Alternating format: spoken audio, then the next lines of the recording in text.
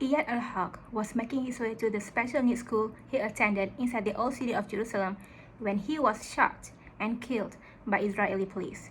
He had severe autism and, according to his parents, the mental age of an 8-year-old.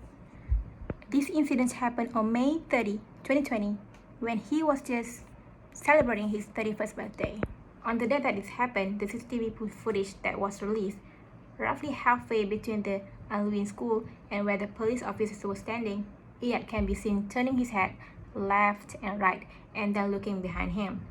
The next moment, 4 policemen come into view, chasing after him. So he panics and he runs.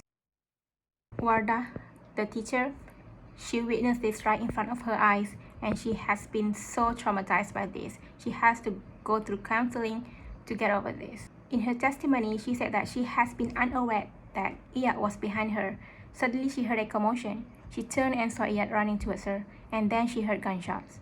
Realizing the danger Eyad was in, Wardah called out "Nakeh, nakeh," which means disabled in Hebrew, to warn the officer that the man they were chasing had a disability. A rubbish collector was working nearby ushered Wardah to a small rubbish collection room next to a yard containing dumpsters, so she could take cover from the bullets. Seconds later, Eyad also entered the rubbish room and fell to the ground, bleeding from at least 1 bullet wound to his leg, according to Wardah. A shopkeeper who was close to the scene said later that he heard at least 2 shots just before he saw Eyad make it inside the rubbish collection room. The police followed him into the room immediately after, their weapons drawn and pointed at Wardah and Eyad.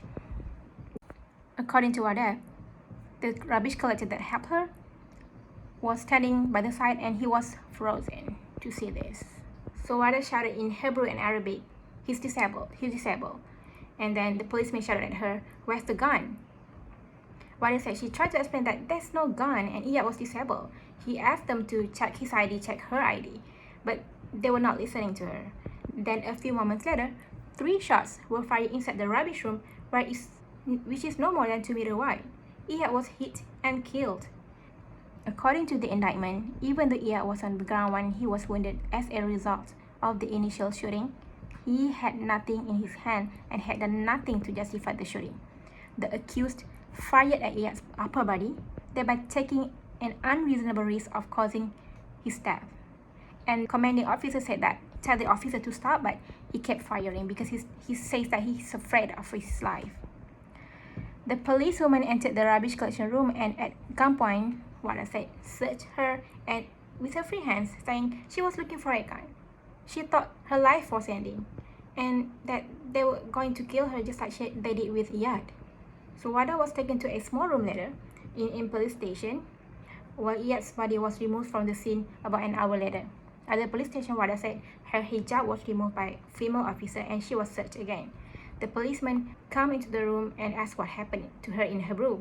And she said, you have killed a disabled man. And he said, are you telling the truth? You are going for interrogation. The police hadn't stopped harassing her, asking her to stand on the wall, and she begged them to call for ambulance, but they didn't. Police and special forces, meanwhile, had arrived at Eyad's house to search for his belongings. They even pushed his sisters while searching for things that weren't there. They also cursed them in Arabic. Nothing had been found to incriminate Eyad, of course, but Wardah's interrogation went on until about noon. By then, she was in a serious state of shock and was sent to a medical facility.